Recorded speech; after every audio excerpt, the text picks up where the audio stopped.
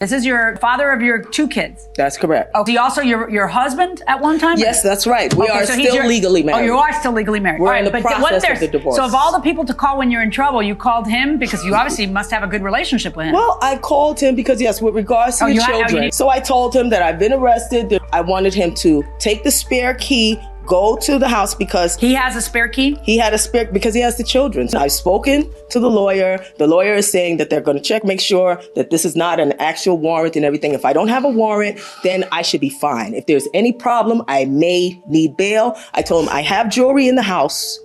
If the lawyer tells me that I need bail, and if the lawyer tells me how much, and so on and so forth, I will let you know that information. Either I will call you. If I can't call you, I'll have the lawyer call you and let you know. And then what? To collect the jewelry, that's take it right. to a pawn shop and get bail money. And take it to a pawn shop and pawn. She asked me to be on standby. And I told her, okay, so I don't have to run around.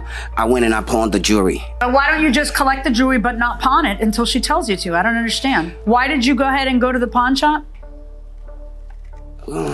She called the wrong person, Your Honor. She called the wrong person. Wow. Meaning, put your hand down. Meaning what? Meaning she should have called somebody else. So she tells you to take the spare key and go into her house, and then you get a bunch of jewelry. Mm-hmm. You took all her jewelry to your neighborhood pawn shop, and you got how much money? I got $1,000 for it. So you get $1,000, and then you put the $1,000 in your pocket waiting for the call for the bail, right? That day, my bills were a little tight. I took like $600. I spent it on bills. And I had a girlfriend, so I took her out too. Oh, you had a girlfriend, so you took her out with the $400? Yeah. What were you going to do when that woman called you up, the mother of your children? And your children need her, right?